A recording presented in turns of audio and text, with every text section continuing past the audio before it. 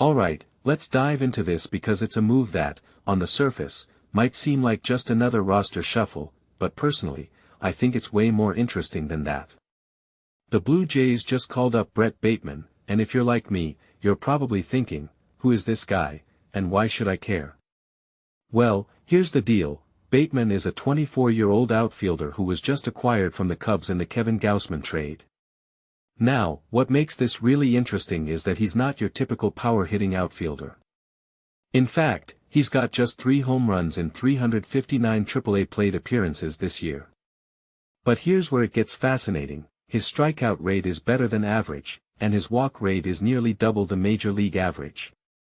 That's a rare combination, and it suggests he's got a disciplined eye at the plate, which is something I find really intriguing.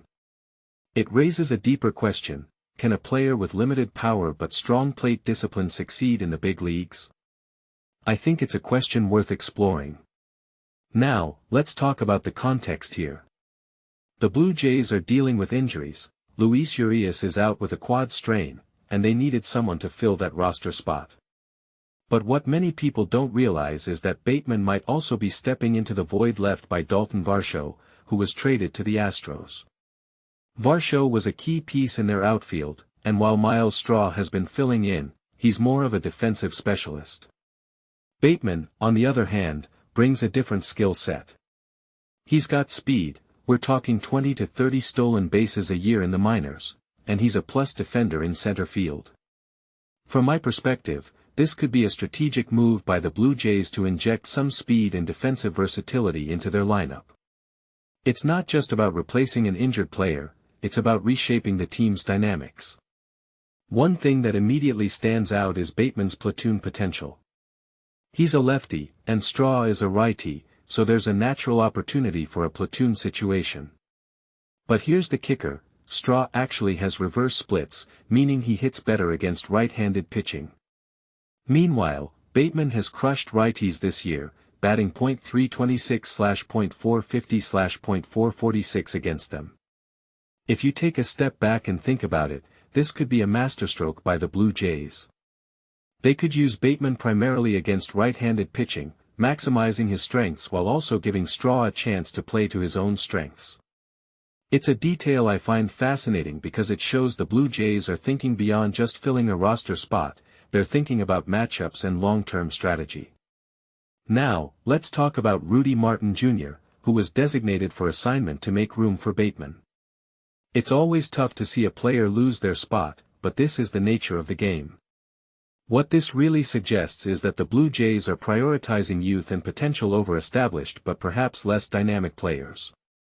Bateman is just 24, and while he's not a household name yet, he's got the tools to make an impact. In my opinion, this is a low-risk, high-reward move. If Bateman pans out, the Blue Jays could have a cost-controlled, versatile outfielder for years to come. If not, they haven't lost much. So, what does this all mean for the Blue Jays? Personally, I think it's a sign that they're not just focused on the present, they're building for the future. Bateman's call-up isn't just about filling a roster spot, it's about evaluating young talent and seeing what works. It's a move that could pay dividends down the line, especially if he can translate his minor league success to the majors. What makes this really interesting is that it's not just about Bateman, it's about the bigger picture.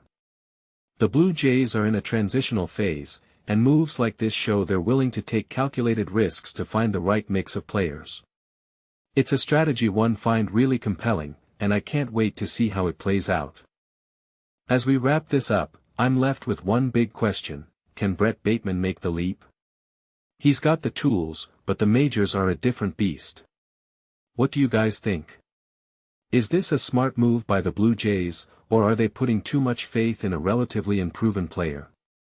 Let me know in the comments below. And if you enjoyed this breakdown, don't forget to hit that like button and subscribe for more in-depth analysis. Thanks for watching.